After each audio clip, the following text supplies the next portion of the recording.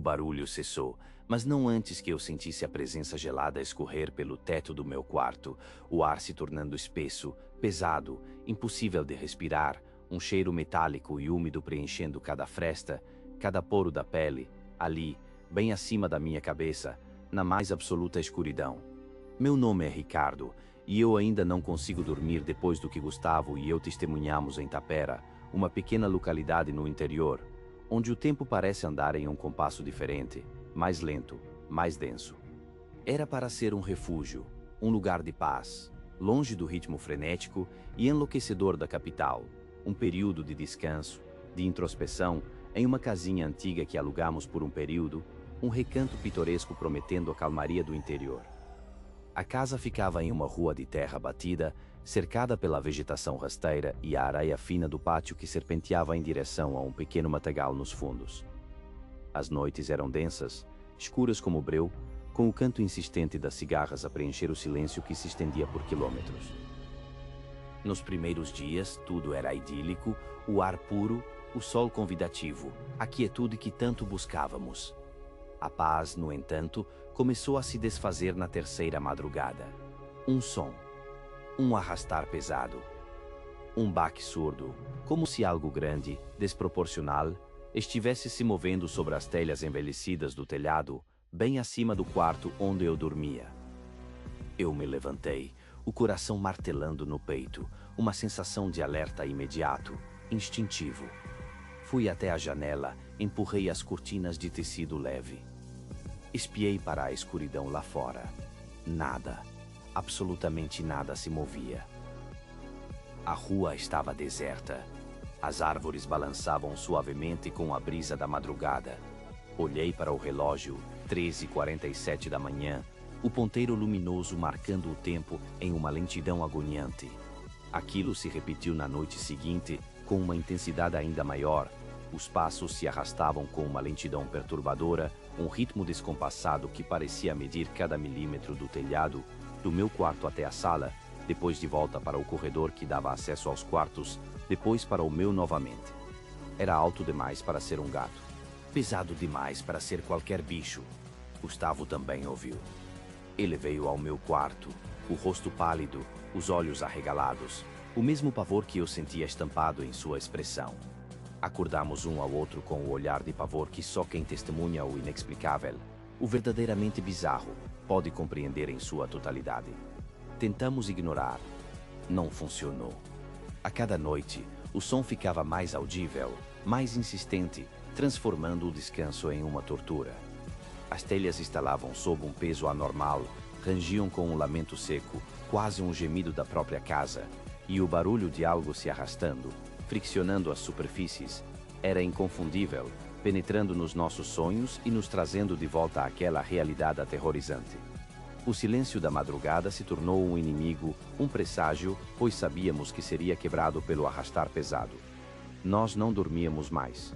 Passávamos as madrugadas em um estado de alerta constante, os olhos fixos no forro de madeira que nos separava do exterior, esperando, apreensivos, cada músculo do corpo tenso, pronto para reagir a algo que não podíamos ver, não podíamos tocar. As conversas noturnas eram sussurros, trocando teorias, todas elas falhas, todas elas risíveis diante da persistência e da estranheza do fenômeno. Não havia lógica em um homem ou animal tão pesado se mover em um telhado sem deixar rastros, sem fazer barulho ao subir ou descer. Não havia explicação razoável para a cadência dos passos, tão deliberada, tão não humana. Uma semana depois, exaustos, com olheiras profundas e os nervos à flor da pele, decidimos. Faríamos um plantão, uma espreita. Iríamos descobrir o que, ou quem, estava lá em cima, custasse o que custasse. Preparamos um café forte, amargo, e acendemos um cigarro atrás do outro, a fumaça azulada subindo no ar denso do ambiente, a ansiedade crescendo no peito como uma planta parasita. O relógio na parede avançava com uma lentidão excruciante, cada minuto uma eternidade de espera. 1 hora da manhã, 2 horas, 3 horas, silêncio.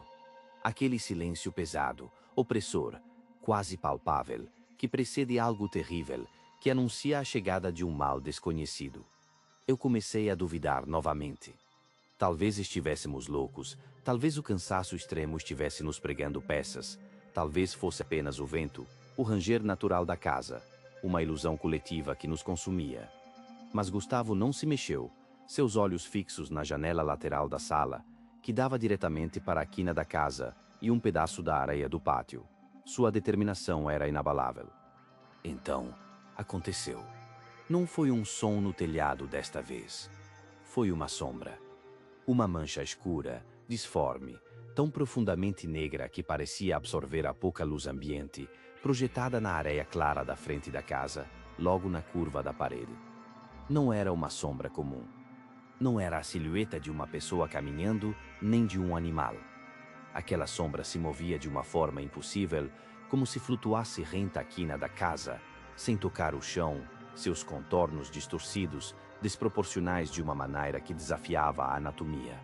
Ombros largos, muito largos, expandindo-se para os lados de uma forma grotesca, uma largura que não pertencia a um ser humano, e absolutamente nenhum pescoço visível, a cabeça parecendo fundida ao tronco, uma massa única. Uma figura atarracada e alongada ao mesmo tempo, uma contradição visual, que deslizava sem rumo aparente, sem um ritmo humano, sem a menor indicação de esforço ou movimento físico normal. Eu senti o ar gelado na nuca, uma pontada de pânico me atravessando, o coração batendo descompassado e dolorido no peito, a garganta seca, incapaz de emitir qualquer som. Gustavo apontou para a janela, sua mão tremendo visivelmente. Os olhos arregalados de horror. Não dissemos uma palavra, apenas assistimos, paralisados pelo medo, pela incompreensão. A sombra desapareceu tão rapidamente quanto surgiu, curvando-se para o lado da casa, sumindo da nossa vista, como se tivesse se desmaterializado no ar rarefeito da madrugada. Esperamos. 10 minutos, 15 minutos, 20 minutos. Meia hora se passou. Não ouvimos nada, não vimos mais nada. A madrugada se manteve em um silêncio absoluto, tão profundo que parecia um vácuo, aterrorizante em sua quietude. O sol começava a surgir no horizonte, tingindo o céu de tons alaranjados e rosados, mas para nós, era apenas a luz que revelaria o horror. Fomos lá fora, com cautela, os passos lentos, hesitantes. A rua, deserta, as casas vizinhas, escuras, adormecidas, como se o mundo inteiro estivesse alheio ao nosso tormento. A areia fina, que cobria todo o pátio e margeava a casa em um círculo quase perfeito, estava intacta. Nem uma pegada, nem um rastro, nem o menor sinal de que algo, ou alguém, havia estado ali, muito menos algo tão pesado o suficiente para ranger as telhas e projetar uma sombra tão monstruosa. Meu estômago embrulhou, uma náusea me dominou, a descrença se misturando ao pavor mais puro. Aquilo era impossível. No dia seguinte, eu estava pálido. Gustavo estava pior, seus olhos fundos, a barba por fazer. Decidimos, relutantemente, conversar com o vizinho, um senhor de idade avançada que morava na casa ao lado há mais de 40 anos. Ele nos recebeu em sua pequena varanda, com um ar de cansaço quase ancestral, como se já soubesse o motivo exato da nossa visita antes mesmo que abríssemos a boca. Eu contei tudo, as noites em claro, os passos pesados e insistentes no telhado, a aparição inexplicável da sombra na areia, a ausência perturbadora de quaisquer rastros físicos. Ele apenas ouviu, o semblante impassível, os olhos distantes, fixos em um ponto no horizonte, como se revivesse memórias antigas e amargas. Quando terminei de relatar os fatos, ele suspirou. Não foi um suspiro de alívio, de quem se livra de um fardo, mas um suspiro profundo de resignação, de quem carrega um fardo antigo e pesado, uma verdade que preferia manter oculta. Ele disse, com uma voz rouca e baixa, quase um sussurro que mal conseguíamos ouvir, que o inquilino anterior da nossa casa havia saído exatamente pelo mesmo motivo. Ele não aguentou as noites. As palavras do vizinho eram como pedras frias, caindo uma a uma em nossos corações já apertados. O vizinho então se aproximou ainda mais, sua voz agora um murmúrio quase imperceptível, seus olhos fixos nos meus, como se estivesse me contando um segredo terrível, uma abominação que não podia ser dita em voz alta. Sua neta, Uma criança pequena na época costumava passar as tardes brincando no quintal, e ela sempre falava de um homem sem rosto. Um homem que ela via flutuar. Flutuar do telhado da nossa casa até o mato denso que cercava a propriedade. Um homem sem rosto, sem feições, apenas uma forma escura, uma silhueta malévola que ela descrevia com a inocência assustadora das crianças. O corpo ficou gelado instantaneamente. Senti um calafrio percorrer toda a espinha, da nuca até a base da coluna, uma onda de arrepio gélido. Voltei para casa em um silêncio pesado, as palavras do vizinho ecoando em minha mente, a cabeça fervilhando com aquelas imagens, com a descrição da sombra, com a revelação do homem sem rosto que flutuava. Eu olhava para o telhado, para o mato denso nos fundos, para a areia fina que rodeava a casa. Procurava por algo. Qualquer coisa que pudesse dar sentido ao caos, uma explicação lógica, um indício de que aquilo não era real, de que era apenas um pesadelo prolongado. E encontrei. Na parede externa da casa, logo abaixo da beirada do telhado, bem onde a quina se encontrava com a lateral, havia marcas. Pequenas incisões, estranhas em sua forma e profundidade, como se algo extremamente forte e pontiagudo tivesse arranhado a alvenaria com pontas duras e arredondadas. Marcas que pareciam, inacreditavelmente, cascos. Cascos de algum animal grande, muito grande, de uma criatura que não era deste mundo. Cascos. Eu não conseguia respirar. O ar parecia ter sido sugado dos meus pulmões. Aquilo não era humano. Não podia ser. Aquelas marcas não estavam ali antes. Eu tinha certeza, uma certeza que me gelava até os ossos, pois passávamos horas olhando para aquela casa. A obsessão me consumiu por completo. Eu ficava acordado, ouvindo, cada sentido aguçado ao extremo. Ouvindo por qualquer som, o menor farfalhar, o mais sutil ruído. Naquela noite, a última noite que passei naquela casa infernal, deitado em meu colchão, os olhos fixos no forro de madeira que separava meu quarto do telhado, eu ouvi novamente. Um chiado. Suave. Quase inaudível no começo, uma sibilância sutil que parecia vir do mais profundo abismo. Depois, mais perto. Mais real. Um chiado arrastado, como uma respiração pesada, ofegante, vinda de cima do forro, bem acima da minha cabeça, como se estivesse ali, me observando, esperando o momento certo, com uma paciência sinistra. Eu senti o cheiro, um odor metálico, forte, de terra molhada, de mofo antigo e de algo, putrefato, podre, de carne em decomposição que me revirou o estômago. E então, o forro cedeu um pouco, um estalo seco e estridente que ressoou no silêncio do quarto, e a respiração se tornou um som úmido, pegajoso, um sussurro gorgolejante, ali. Ali comigo, me encarando através da madeira, esperando, bem acima de mim. A pele lisa e amarelada, tensa, no lugar dos olhos, boca e nariz, me encarou no breu da estrada morta. Eu senti um frio que não vinha do ar, um frio de além, me perfurando até os ossos. Meu nome é João, e aquela noite, no coração de Mato Grosso, aprendi o verdadeiro significado do vazio e do desespero mais puro. Era uma madrugada sem lua, o asfalto sumindo na escuridão mais densa que já vi, sem um único farol no retrovisor ou à frente. Minha carga, valiosa, meus cania, fiel. Mas nem a mais robusta das máquinas aguentaria o que veio a seguir, nem o mais calejado dos caminhoneiros estaria pronto. Eu tinha rodado por quase 20 anos, vi de tudo, ou pensava que tinha visto. 20 anos de poeira e asfalto, de noites sem sono, de solidão na boleia, nada me preparou para o terror que me aguardava naquele trecho amaldiçoado. A cada quilômetro que passava, a sensação de isolamento crescia, uma opressão silenciosa que pesava no ar. Eu sentia um aperto no peito, um pressentimento, mas atribuía ao cansaço, à longa jornada. O ponteiro da temperatura começou a subir, lentamente a princípio, depois com uma fúria alarmante. O cheiro de algo queimado, misturado ao vapor doce do aditivo, invadiu a cabine, um odor enjoativo que me fez franzir o nariz. O motor tossiu, engasgou, protestou com um grito metálico antes de se calar por completo. Pane. Uma pane seca, inesperada, cruel. No meio do nada, na famosa estrada morta, um trecho de serra esquecido pelos mapas e mal iluminado pelas poucas estrelas que furavam a neblina rasteira.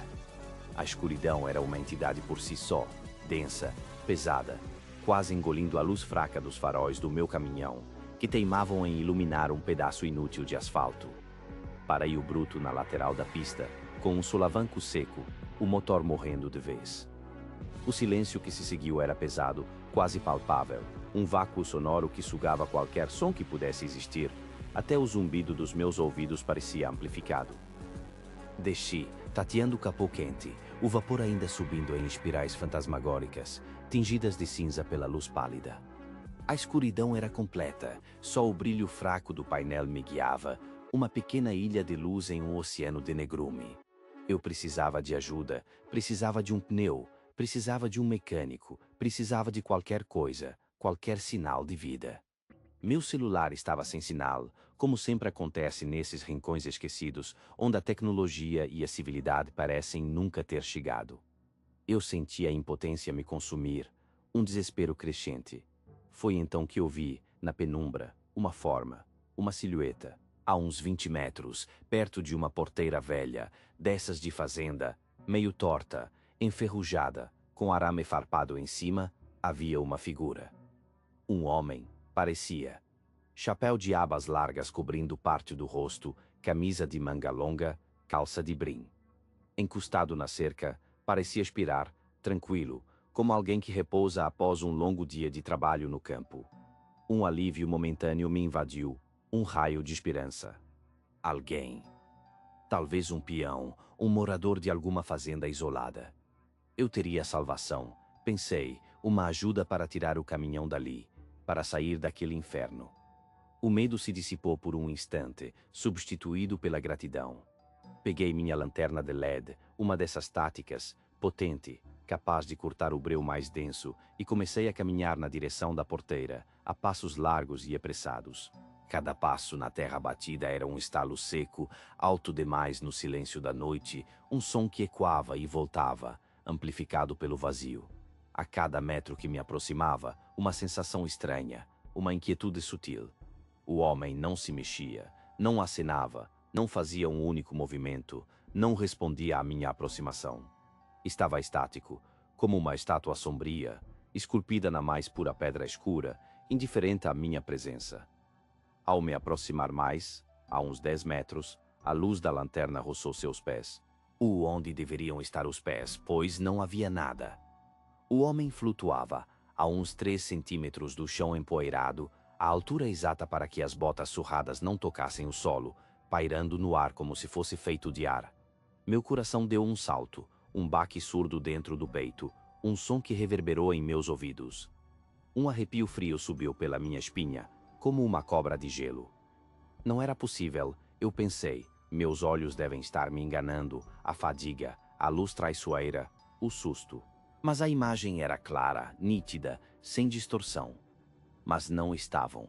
A figura era real, a ausência de contato com o chão, irrefutável, inegável. Minhas mãos começaram a suar, um suor frio e pegajoso. O suor escorria frio pelas minhas costas, um riacho gélido. Eu parei. Respirei fundo, tentando dar sentido àquilo, tentando processar o inexplicável. Minha mente gritava para correr, para fugir sem olhar para trás, mas meus pés estavam presos no lugar, como se o chão tivesse virado cimento ou lama movediça, me sugando. A curiosidade mórbida, o instinto de entender o inexplicável, me puxava para mais perto, uma força irresistível. Apontei a lanterna diretamente para o rosto do homem. Eu precisava ver, precisava saber, precisava desvendar o mistério. A luz branca e fria da lanterna cortou a escuridão, banhando a figura com uma intensidade brutal. O que eu vi então, João, me tirou o ar, me esvaziou por dentro, arrancou minha alma. O chapéu de fato cobria um pouco, mas a intensidade do LED revelou a verdade nua e crua, sem adornos, sem disfarces. Não havia rosto. Onde deveriam estar os olhos, o nariz, a boca, havia apenas uma pele lisa, esticada, amarelada como cera antiga, sem poros, sem falhas. sem pálpebras, sem narinas, sem lábios. Uma tela em branco de carne, uma superfície homogênea e tensa, sem uma única marca de expressão ou feição. Era como se a face tivesse sido apagada, ou nunca tivesse existido, uma abominação da natureza, algo que desafiava toda a lógica. O terror gelou meu sangue, paralisou meus músculos, me transformou em uma estátua de carne e osso. Eu não conseguia gritar, não conseguia me mover, a voz presa na garganta, o corpo travado pelo medo mais primordial. A figura, que antes parecia estática, fez um movimento lento, quase imperceptível, um leve tremor. Seus ombros se inclinaram levemente, um gesto mecânico. E então, sem aviso, sem um único som, sem o menor farfalhar, ele começou a atravessar a cerca de arame farpado. Como se fosse fumaça, a figura deslizou pelas farpas, que não ofereciam resistência alguma, como se não existissem para ele, como se fossem meras ilusões. Atravessou o limite, o obstáculo, sem hesitação, sem um único arranhão, sem um único ruído metálico. Agora, ele estava do meu lado da cerca, a poucos passos de mim, mais perto do que eu podia suportar, e começou a deslizar em minha direção. Não andava, não pulava, não se arrastava, apenas deslizava, sem o menor atrito, sem o menor barulho de passos, como um fantasma em movimento lento. Sua aproximação era lenta, hipnótica, mas carregada de uma intenção maligna que eu podia sentir, uma fome silenciosa que emanava dele, uma sede de algo que eu não queria nem imaginar. Eu senti o cheiro de terra molhada, de mato seco e, por um instante, um odor fétido, algo como carne em decomposição, muito fraco, mas presente, subindo pelas minhas narinas. Meus pés, antes presos, encontraram força em um lampejo de puro pavor. Corri. Um desespero bruto me impulsionou, uma adrenalina que incendiou minhas veias. Corri de volta para a cabine do meu caminhão, tropeçando nos meus próprios pés, o coração batendo como um tambor de guerra enlouquecido, ameaçando saltar do meu peito. A cada passo, a sensação de que ele estava mais perto, que a figura deslizava logo atrás de mim, uma sombra me perseguindo.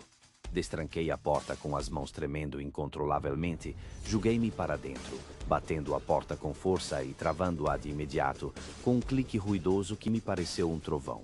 Respirei fundo, tentando recuperar o fôlego, meus olhos varrendo o espelho retrovisor, procurando o monstro. Nada. A figura havia sumido, por um instante, engolida pela escuridão. A escuridão do lado de fora era absoluta, só o farol do caminhão, ainda aceso, rasgava um pouco a noite, criando um cone de luz frágil e insuficiente. Eu me encolhi no banco, o corpo todo tremendo, o suor escorrendo em cascata pelo meu rosto, pelo pescoço. Eu vi o que não deveria ter visto, e aquela imagem, a face lisa, estava gravada na minha mente, para sempre, um carimbo indelével de terror. A noite se arrastou, interminável, uma eternidade de pavor. Eu não dormi, não cochilei. Cada sombra, cada rangido da lataria, cada estalo do mato seco era um tormento, uma sinfonia macabra que me levava à loucura. Escutei, senti. Ele estava lá. Um som arrastado, seco, metálico. Começou na frente do caminhão, depois moveu-se para a lateral do motorista, perto da minha janela. Uma raspagem lenta, persistente, como unhas muito longas, ou talvez algo pior, algo com garras afiadas, arranhando a pintura grossa do caminhão, um som que me fazia arrepiar.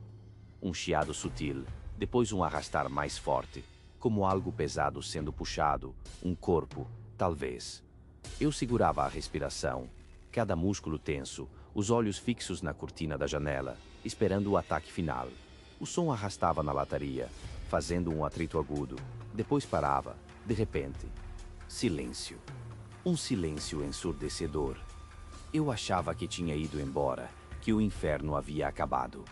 Então, recomeçava, mais perto, mais insistente, como se estivesse testando minha resistência, minha sanidade.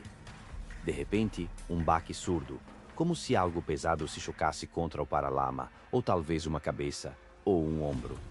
Eu fechei os olhos com força, prendi a respiração, suplicando pelo amanhecer. Era um jogo cruel, uma tortura sem fim. As horas pareciam anos, cada minuto uma eternidade. Pela manhã, o sol nasceu, tímido, um disco laranja pálido no horizonte, lavando o pavor com uma luz fraca, quase irreal. O som havia parado. Abri os olhos, o corpo dolorido, rígido, cada osso protestando. Olhei pela janela.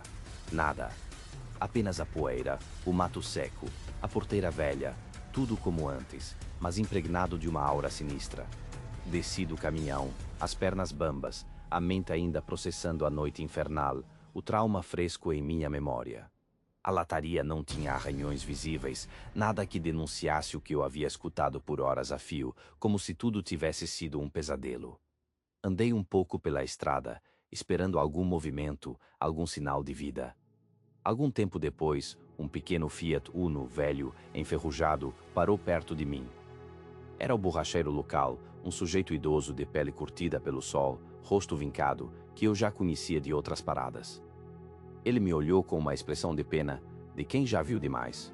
"Perdeu a noite aqui, meu filho?" perguntou ele, a voz rouca, quase um sussurro. Eu contei o que havia acontecido, a boca seca, as palavras tropeçando, sem conseguir formar frases coerentes.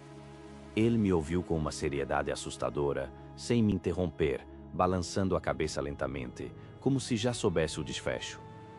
Quando terminei, ele suspirou, um som pesado, carregado de resignação. "Ah, a estrada morta, meu filho. Esse trecho aqui não é de Deus, não. Você viu o peão, né? O homem sem rosto."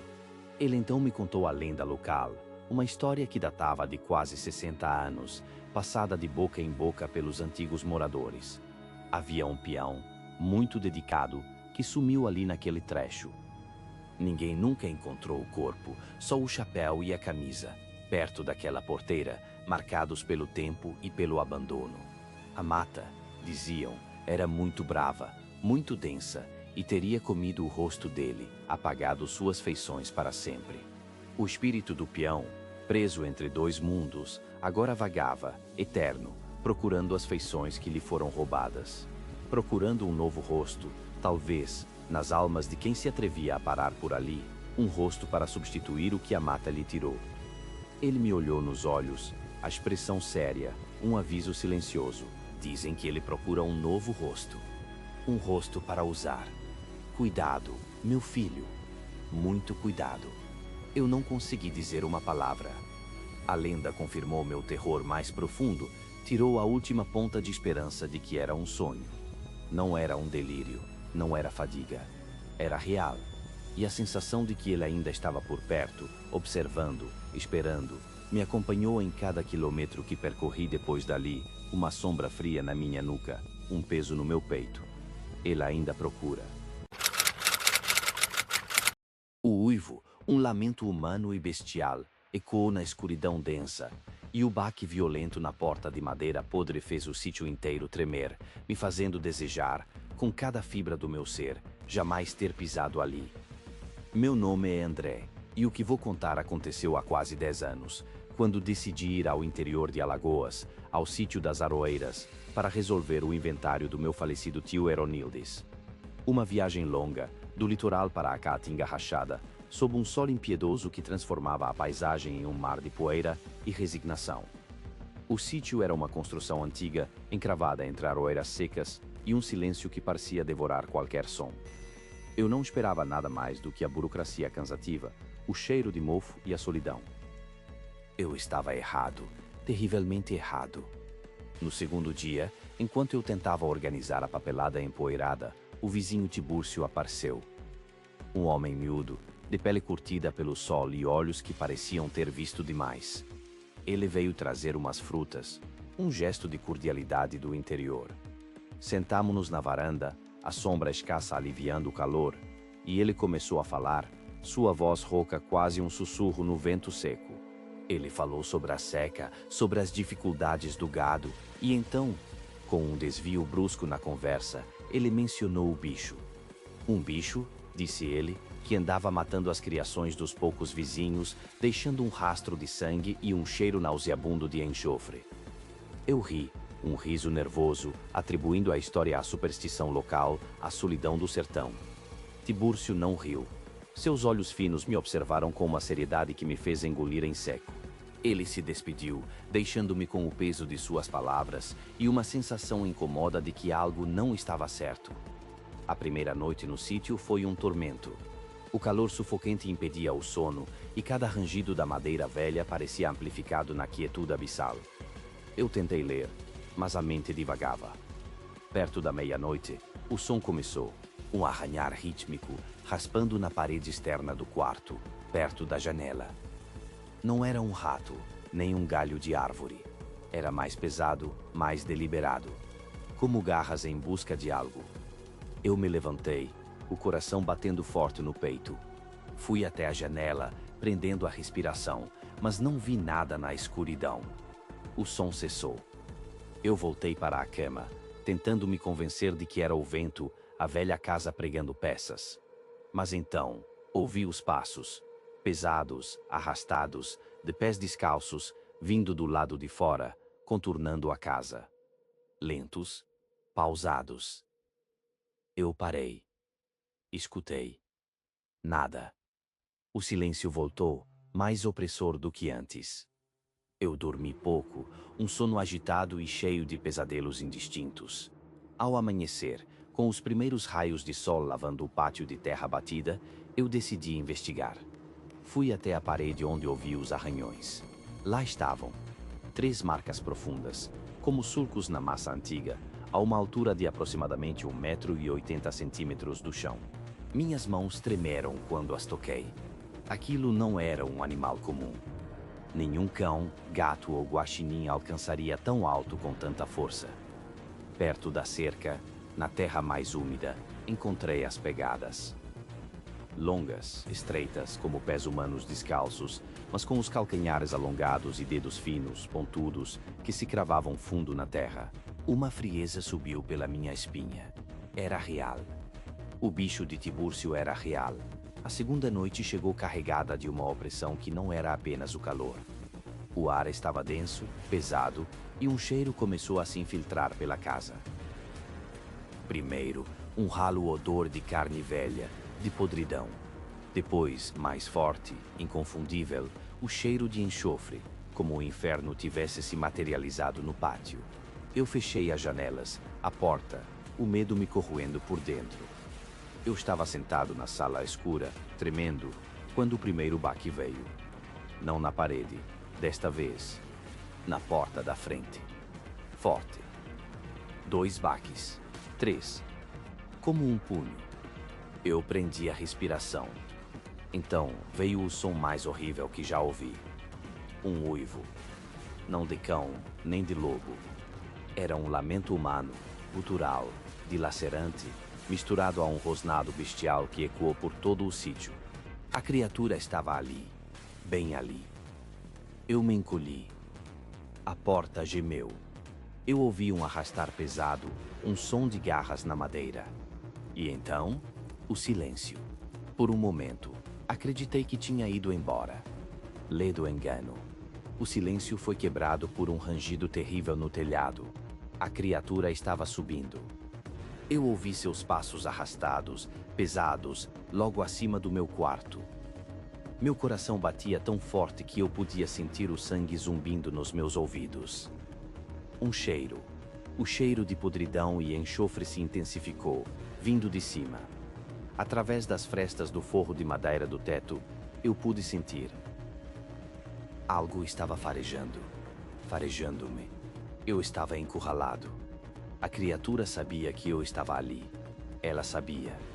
Eu fechei os olhos, rezando para que a noite terminasse, para que o sol trouxesse alguma salvação. O amanhecer, quando finalmente chegou, foi um alívio misturado a um horror silencioso. Eu esperei um bom tempo antes de me mover. Fui até a porta da frente. Estava danificada, com marcas profundas, rasgadas, na madeira resistente. E no chão, bem à frente, havia uma poça de líquido viscoso, amarelado, com um odor pútrido que me fez recuar. Eu sabia que precisava ir embora. Imediatamente. Quando Tibúrcio me viu saindo, pálido e com os olhos arregalados, ele não perguntou, apenas me olhou com uma tristeza profunda. Ele confirmou. Era o que o povo antigo chamava de lobisomem. Uma criatura que aparecia na seca, impulsionada pela fome e pela sede, sempre perseguindo os recém-chegados, os forasteiros, aqueles que não conheciam as leis não escritas daquele sertão esquecido.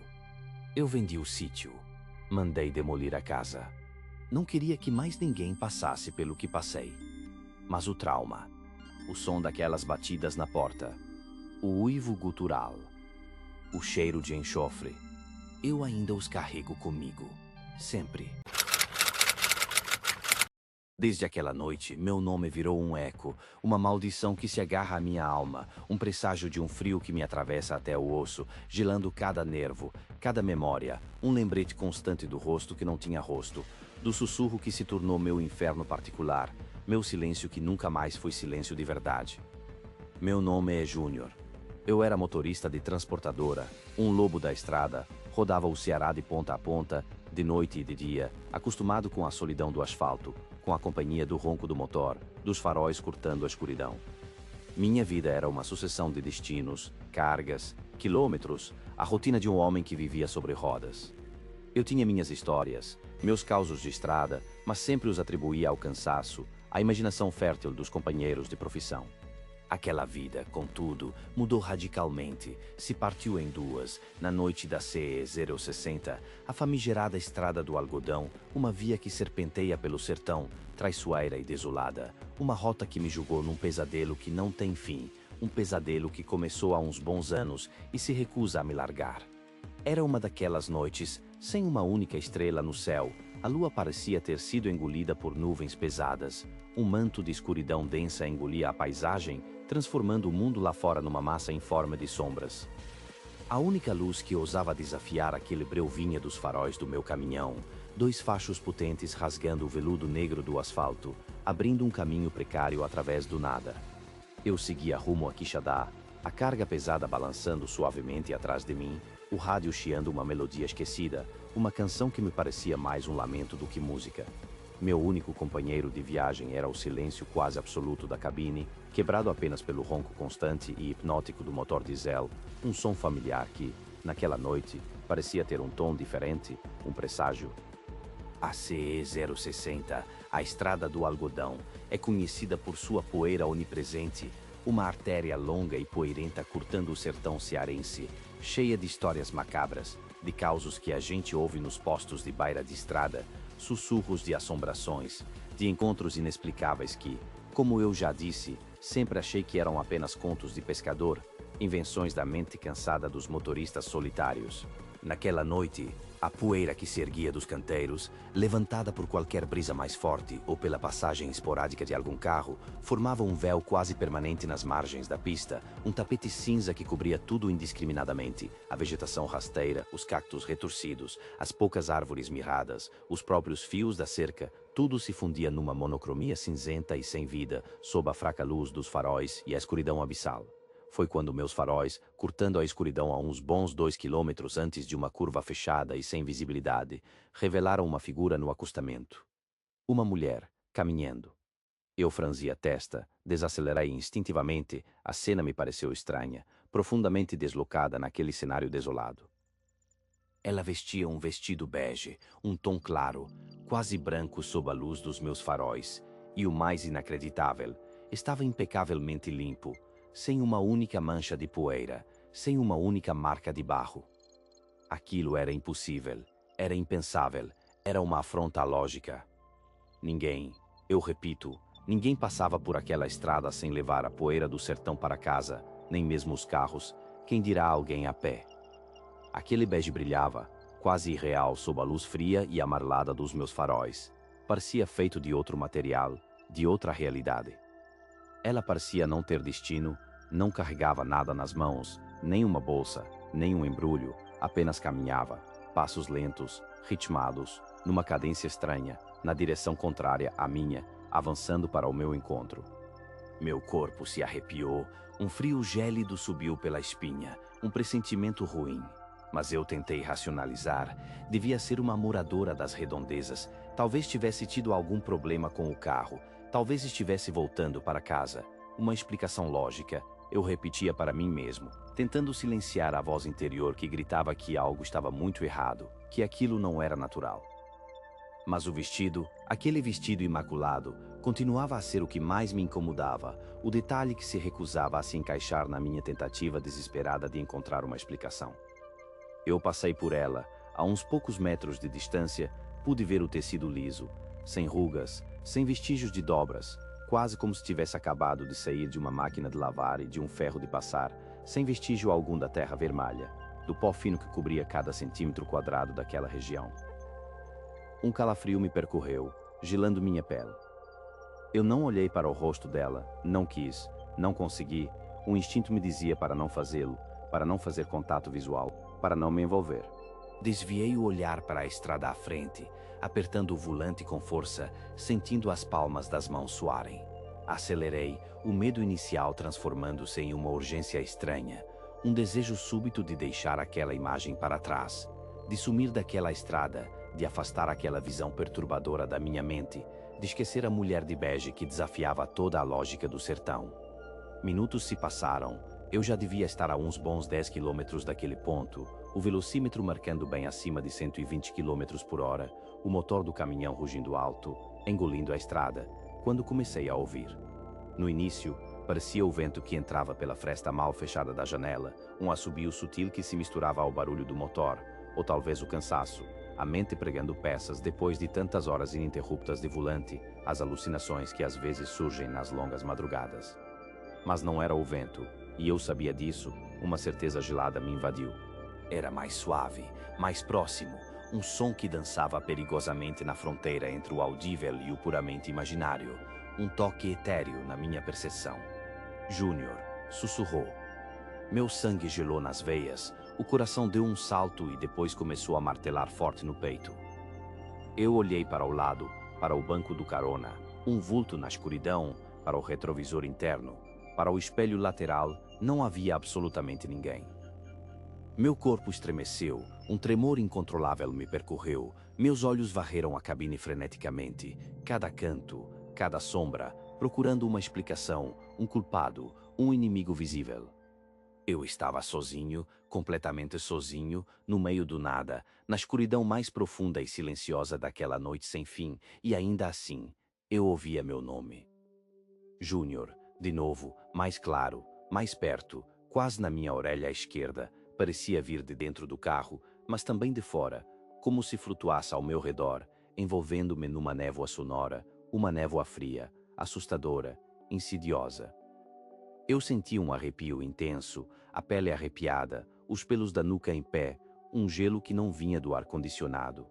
Aumentei o volume do rádio no máximo, numa tentativa desesperada de afogar aquele som, mas o sussurro persistia, furava a música estridente, perfurava o barulho do motor, entrava na minha cabeça como uma broca fina, insistente, perturbadora.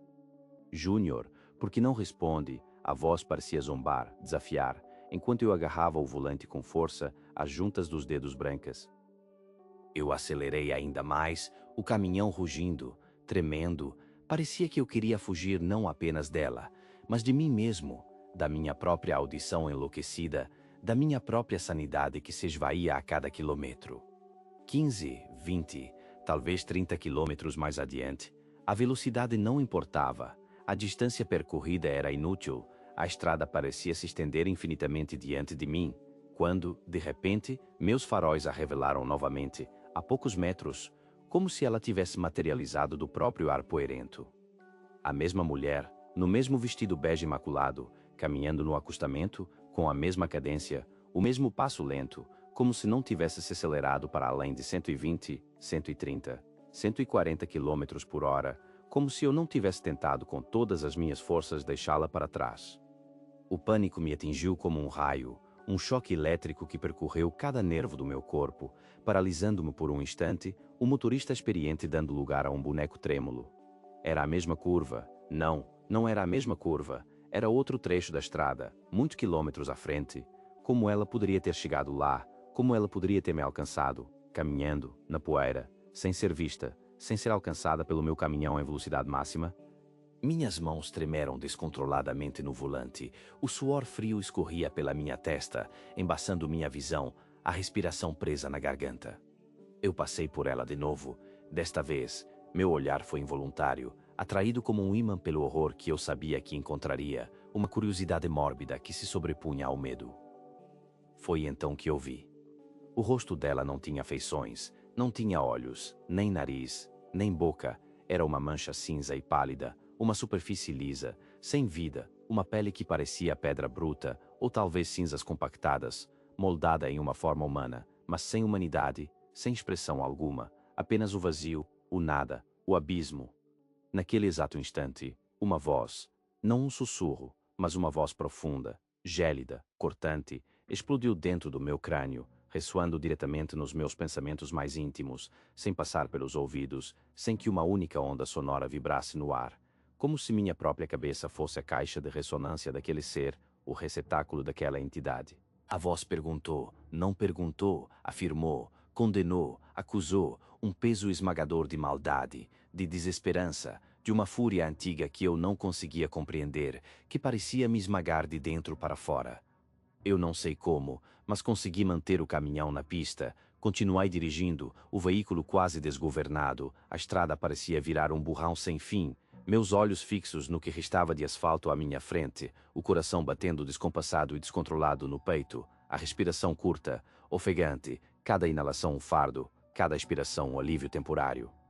Eu só queria chegar a algum lugar, a qualquer lugar com luzes, com pessoas, com vida, com a promessa de esquecimento. Quixadá era meu refúgio, o posto de gasolina na entrada da cidade era meu porto seguro, uma ilha de luz e barulho em meio ao oceano de terror que eu acabara de atravessar. Eu estacionei o caminhão de qualquer jeito, quase batendo numa bomba, pulei da cabine, as pernas bambas, correndo para a loja de conveniência, a porta de vidro balançando com a força que eu usei para abri-la, o sino tocando com uma alegria irônica, contrastando com o meu pânico. Um frentista, um senhor grisalho com o rosto marcado pelo sol e pelos anos de estrada, com uma calma que parecia sobrenatural diante do meu estado, me viu pálido, trêmulo, quase em choque, o suor escorrendo, os olhos arregalados de terror. Ele se aproximou lentamente, uma sabedoria ancestral em seu olhar, como se ele já soubesse, já tivesse visto aquilo 1000 vezes, talvez ele mesmo tivesse tido seu próprio encontro. Ele disse, a voz mansa, mas firme, sem um pingo de surpresa, apenas uma resignação sombria. Meus olhos se arregalaram ainda mais, um nó na garganta me impedia de falar, eu apenas acenei com a cabeça, incapaz de proferir uma única palavra. Ela chama pelo nome da gente, menino, ele continuou, como se estivesse recitando uma lição antiga, uma verdade inabalável daquelas terras. Se a gente responde, ela entra no carro, ou então leva a gente para as pedras, para o meio do nada, para as serras, para nunca mais voltar, para virar parte da estrada, uma nova história para assombrar os próximos. Você teve sorte, não respondeu, escapou por um triz, por um fio de cabelo, por um silêncio. Eu pedi demissão no dia seguinte, sem pensar 2 vezes, sem olhar para trás. Não consegui mais pegar no volante. A ideia de voltar para aquela estrada me causava náuseas, tremores incontroláveis, suores frios que me acordavam no meio da noite. A imagem daquele rosto sem feições, daquela mancha cinzenta e pálida, se gravou a ferro e fogo na minha retina, no meu cérebro, na minha alma. Até hoje, quando o silêncio da noite se aprofunda, quando a casa se acalma completamente, quando não há um único som, quando o mundo dorme, eu a ouço. Júnior, o sussurro me encontra, me persegue, me arrasta de volta para a beira do precipício da loucura, um convite constante para a escuridão. E o cheiro? Ah, o cheiro, aquele cheiro inconfundível de flores de velório, doce, pesado, putrefato, se mistura com o asfalto quente, o odor de terra molhada e pneus queimados, um lembrete constante daquela noite, daquela figura, do medo que nunca mais me abandonou, que se tornou parte de mim, um passageiro eterno na minha própria jornada de terror.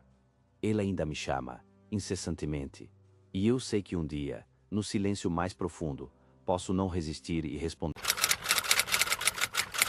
O cheiro de gasolina e ferrugem ainda me persegue, entranhado em cada poro da minha memória, uma lembrança vívida e cruel do acidente de Dácio, daquele grito gutural que parecia vir do próprio inferno, da escuridão impenetrável que nos envolveu e consumiu. Ele morreu 2 dias depois, esmagado na moto, um impacto brutal que o desfigurou de forma grotesca, como se a serra, com suas garras invisíveis e sua sede insaciável, não tivesse o libertado de verdade, apenas adiado sua colheita inevitável. Eu me lembro de cada detalhe, cada sombra alongada que dançava nas margens da minha visão, cada sussurro gélido do vento frio que carregava presságios, e a memória é uma ferida aberta, supurando em meu peito, que nunca cicatriza por completo, jamais. Meu nome é Cláudio, e o inferno pessoal começou há quase 5 anos, em uma noite que parecia arrancada dos pesadelos mais profundos. A velha caminhonete da empresa, uma L200, robusta e confiável até então, parou sem aviso, sem um ruído, sem um espasmo. A falha elétrica, um capricho do destino ou uma intervenção maligna, nos deixou ilhados na solidão inóspita e ameaçadora da Serra da Arara, lá na Paraíba, a quilômetros de qualquer vestígio de civilização. Era para ser uma manutenção de rotina na torre repetidora, um trabalho simples de 2 horas, talvez 3, no máximo, mas a máquina, com seus circuitos traiçoeiros e sua alma de metal, decidiu nos prender ali, à mercê da noite que se aproximava. O sol já havia se recolhido por completo, arrastando consigo as últimas cores quentes do dia e deixando para trás um breu denso, impenetrável, que engolia tudo à sua volta. A noite, com sua vastidão estrelada e sua escuridão esmagadora, desceu sobre nós como um sudário gelado, pesado, um véu de esquecimento e pavor. Não havia sequer o som tênue de um grilo ou o coaçar abafado de uma rã no riacho seco lá embaixo, apenas o vento gelado e cortante da caatinga sussurrando entre os espinhos secos das juremas e os galhos retorcidos dos catos gigantes, e o meu próprio batimento cardíaco, um tambor descompassado e frenético, martelando no silêncio absoluto. Dácio, meu colega de anos, um homem prático e cético por natureza, tentava dormir no banco de trás, resmungando frases curtas sobre a sorte terrível que nos acompanhava desde o amanhecer, sobre a fome que ele sentia, uma fome física e real. Mas eu sentia algo no ar, algo denso, pesado e inexplicavelmente antigo, quase palpável, que não era fome de comida, e sim puro terror primordial. A temperatura caía rapidamente, um frio cortante que parecia ignorar as paredes de metal da caminhonete, penetrando na carne, nos ossos. O relógio marcava pouco mais de meia-noite. Eu olhava para o breu lá fora, uma tela escura e infinita que se estendia além do alcance da minha visão, imaginando o que poderia estar espreitando nas profundezas daquela escuridão intransponível, o que se ocultava em seus recantos mais sombrios. Cada arbusto, distorcido pela falta de luz, parecia um vulto ameaçador, cada sombra dançante, uma ameaça iminente, silenciosa. Eu tateava o rádio, girava os botões com os dedos tensos, mas a estática era a única resposta que recebia, um chiado branco e constante que só aumentava a sensação desesperadora de isolamento e desamparo. Um cheiro subiu de repente, forte, metálico, misturando o odor putrefato de sangue velho e coagulado com o de cobre enferrujado e terra úmida, algo nauseante que vinha de lugar nenhum e de todos os lugares ao mesmo tempo, penetrando pelas frestas mínimas das janelas hermeticamente fechadas, invadindo cada partícula de ar.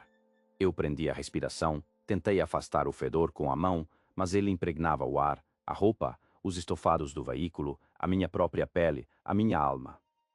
Olhei para Dácio pelo espelho retrovisor.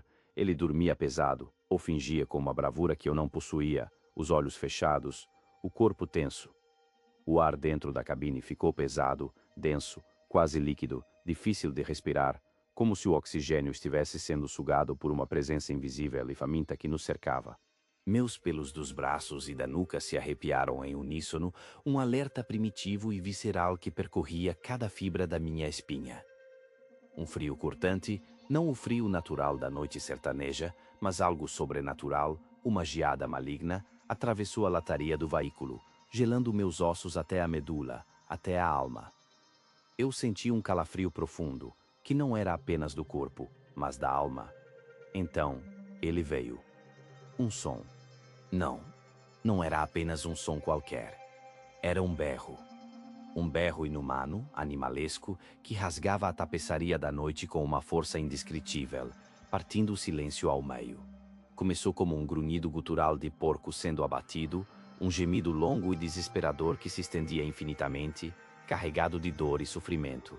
Depois, a tonalidade mudou drasticamente, transfigurou-se. Virou um choro de criança, agudo, dilacerante, um lamento de pura agonia, de uma inocência corrompida pelo pavor mais absoluto. E então, o pior de tudo, o som de ferro velho sendo rasgado, retorcido, moído, como se garras gigantescas e invisíveis estivessem desmembrando um esqueleto de metal enferrujado, tudo misturado numa cacofonia horripilante, infernal, que parecia implodir minha cabeça, estourar meus tímpanos, desintegrar minha razão. Minha garganta secou instantaneamente, como areia do deserto.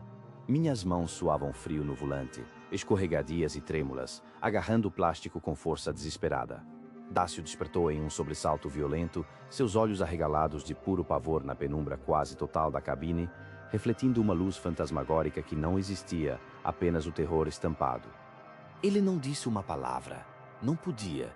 Estava paralisado.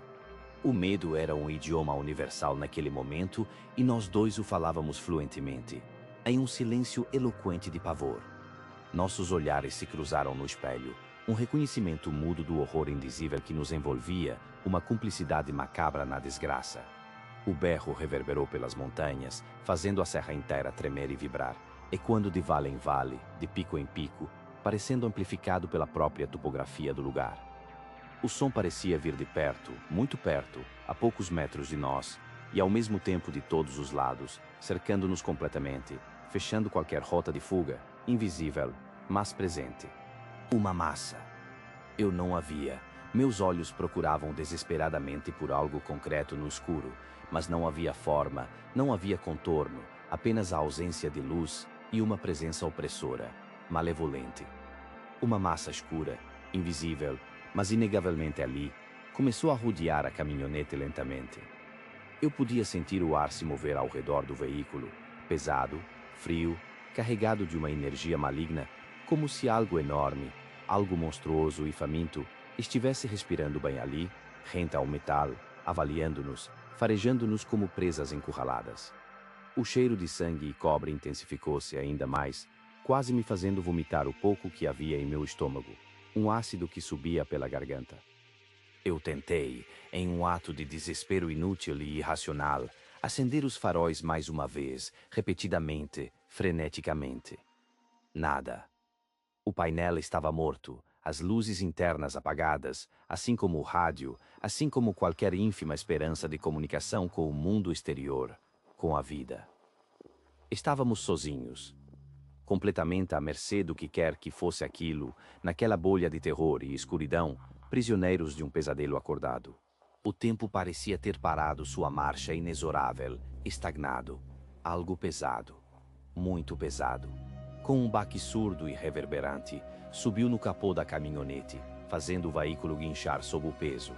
Eu senti o impacto massivo que fez o veículo afundar ligeiramente, gemendo. O rangido agudo do metal sob a pressão descomunal foi um som que jamais esquecerei, que se gravou em minha alma. O veículo balançou violentamente, de um lado para o outro, de forma descontrolada, como um brinquedo nas mãos de um gigante raivoso, um titã invisível. Meus olhos estavam fixos no para-brisa, as pupilas dilatadas ao máximo, esperando ver alguma coisa, um olho, uma pata, mas só havia o escuro, um escuro mais profundo do que qualquer noite que eu já tivesse presenciado, um abismo de trevas absolutas que me engolia. O cheiro de carne podre, de terra molhada e de decomposição invadiu a cabine, misturando-se com o aroma metálico do sangue. Uma sinfonia olfativa do horror mais puro e insuportável. E então, um segundo berro. Mais alto. Mais perto. Ensurdecedor, tão perto que parecia vir de dentro da própria cabine, ecoando em meus ossos, em minhas vísceras. O metal cedeu.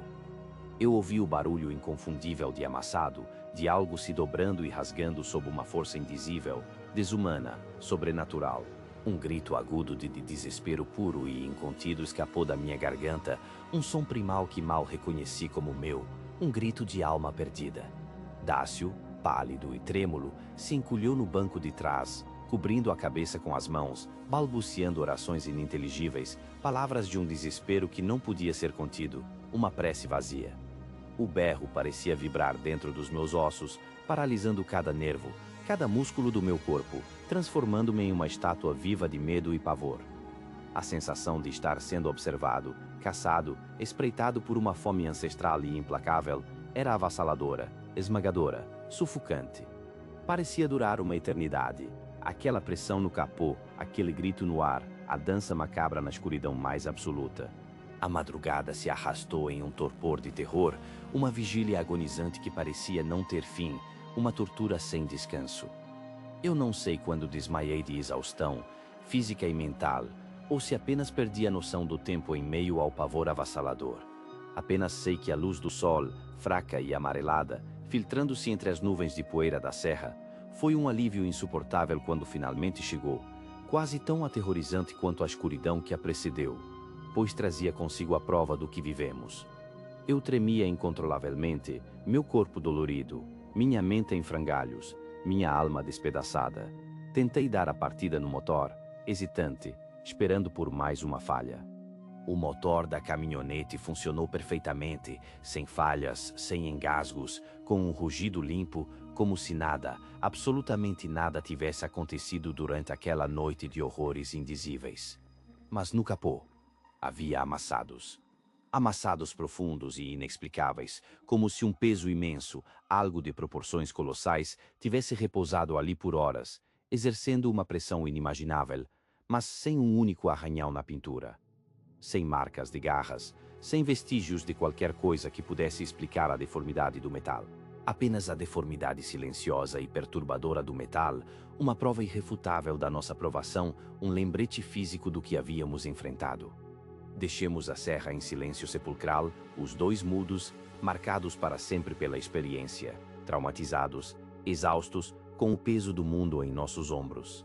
Nossos olhos evitavam o contato, cada um perdido em seu próprio abismo de medo, em suas próprias reflexões sobre o inexplicável. Apenas o som rítmico do motor nos acompanhava, um som que antes era de liberdade e esperança. Agora soava como uma canção fúnebre, um réquiem para o que perdemos. Chegamos ao posto de gasolina mais próximo, na pequena cidade de Puxinanã, e o frentista, um homem velho e sisudo, com a pele curtida pelo sol inclemente do sertão e pelos anos de vida dura, nos olhou com um ar estranho, quase de pena, de quem já viu e sabe demais. Ele viu os amassados no capô. Seus olhos se arregalaram, o senho se franziu em uma preocupação profunda e genuína de quem reconhece um sinal maligno. Ele apenas balançou a cabeça lentamente, um gesto de resignação antiga, de quem aceita o inevitável. Isso é o berro da serra, moço, ele disse, sua voz rouca e baixa, quase um sussurro, mas carregada de uma sabedoria ancestral e de um aviso sombrio. É um aviso, uma desgraça pedindo passagem. A serra cobra, e cobra caro, sempre cobrou. Eu não acreditei, ou não quis acreditar, com todas as minhas forças. Naquele momento, eu só queria esquecer, apagar cada segundo daquela noite infernal, fingir que tudo não passou de um delírio febril, de um pesadelo terrível. Mas 2 dias depois, Dácio, meu amigo Dácio, com quem compartilhei o terror daquela noite. Ele bateu com a moto. Um acidente brutal e inexplicável na rodovia, sem testemunhas, sem um motivo aparente. Ninguém soube explicar direito o que aconteceu. Perdeu o controle sozinho, em uma reta, inexplicavelmente. Morreu na hora. Sua cabeça, seu corpo, irreconhecíveis, dilacerados. Uma cena de horror indescritível, a mais macabra que já vi. Eu sei. Eu sinto. Nós fomos marcados por aquilo. Aquela entidade, ela nos achou. Não era um bicho qualquer do mato, não era um espírito errante de folclore, uma lenda urbana. Era algo mais antigo, mais faminto, mais arraigado àquelas terras, aquele solo sofrido. A agonia e o desespero de todos aqueles que morreram de fome nas grandes secas passadas, naquelas terras áridas, esquecidas e impiedosas da Paraíba. Uma fome que nunca termina, que não pode ser saciada, que se alimenta da desgraça e do medo. E ela ainda me observa, da escuridão dos meus pesadelos, dos cantos da minha visão periférica, de cada sombra que se alonga, esperando a próxima vida.